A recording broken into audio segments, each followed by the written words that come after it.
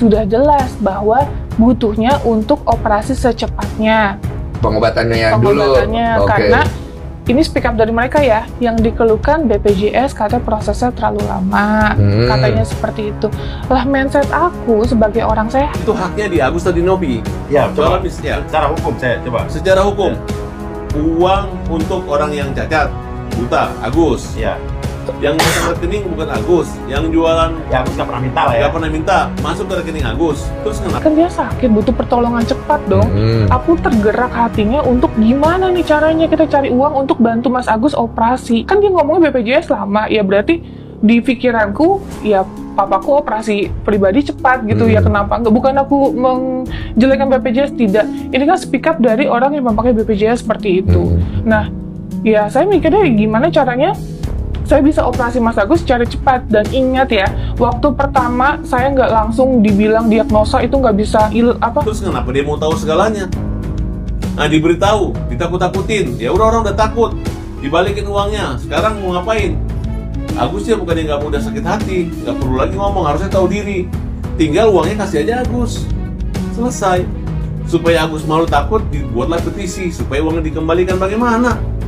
Justru dengan secara hukum bisa nggak ada petisi itu membuat uang itu? Bukan aku menjelekkan BPJS, tidak. Ini kan speak up dari orang yang memakai BPJS seperti itu. Nah, ya saya mikirnya gimana caranya saya bisa operasi Mas Agus secara cepat. Dan ingat ya, waktu pertama saya nggak langsung dibilang diagnosa itu nggak bisa lihat dua-duanya, itu nggak ada.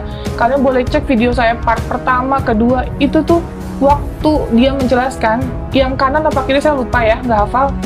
95% tidak bisa melihat, tapi yang satu lagi itu kemungkinan masih bisa dipertahankan. Kok sekarang berbalik, saya dapat info katanya dia nggak bisa melihat sama sekali.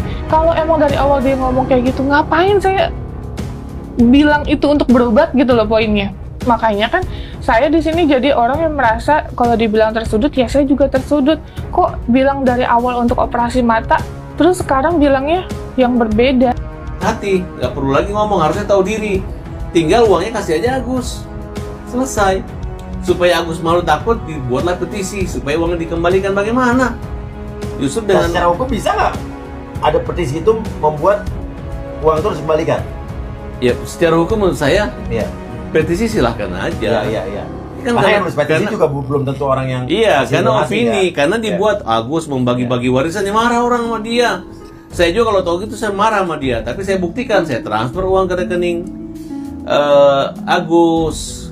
Kemudian ya uang itu buat Agus. Coba ya Nopi pergi ambil lagi ngamuk-ngamuk, kan rekeningnya dia Mas gitu. Makanya mereka ini kemarin belum mengerti hukum, belum didampingi pengacara, dilarang nggak pakai pengacara. Iya dilarang, setiap ketemuan dilarang, nggak boleh bawa pengacara gitu. Karena waktu pas di Pondok Indah itu kan untuk pemindahan uang yang 1 miliar itu juga Agus juga telepon pengacara. Agus tuh kan yang ngurusin masalah apa namanya kasus Aji itu.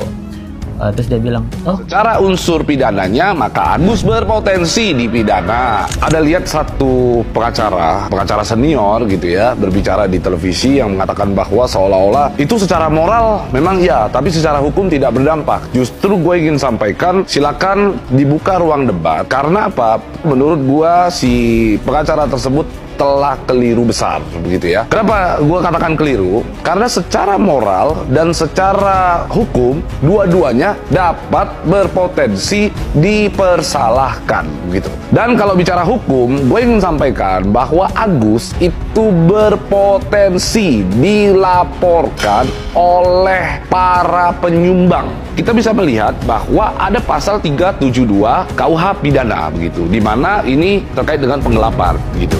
Konteks dari pasal 372 ini simpel. Ada uang, ya kan, atau barang begitu ya, di dalam penguasaan seseorang. Lalu orang tersebut menggunakan uang atau barang tersebut untuk kepentingan pribadi. Penggelapan itu bisa berbagai macam cara.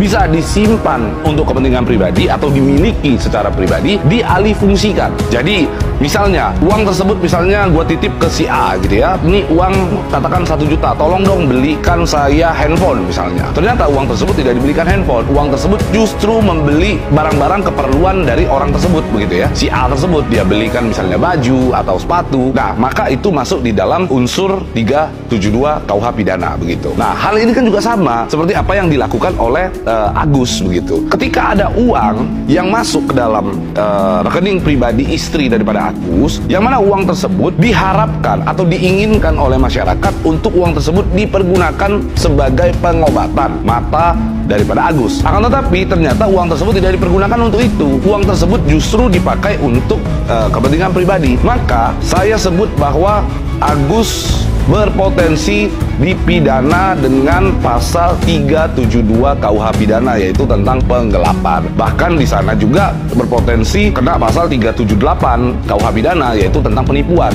Karena ada rangkaian kebohongan yang diucapkan pada saat menggalang dana tersebut. Yang mana penggalangan dana tersebut tadinya kan katanya uang jika sudah dikumpulkan akan diperuntukkan pengobatan. Tapi kalau pada faktanya ternyata tidak digunakan untuk pengobatan, maka itu merupakan rangkaian kebohongan. Ketika rangkaian kebohongan tersebut terpenuhi secara unsur pidananya, maka Agus berpotensi dipidana dengan pasal 378 juga gitu. Ada pihak yang sudah baik gitu ya, menawarkan kebaikan dengan sedemikian rupa, lalu ingin mengungkap kebenaran tapi dibungkam dengan sebuah laporan polisi. Kan itu menurut gua adalah kekonyolan yang dilakukan oleh Agus gitu. Sehingga perbuatan Agus tersebut gua kecam berat begitu, bahwa apa yang dilakukan oleh Agus itu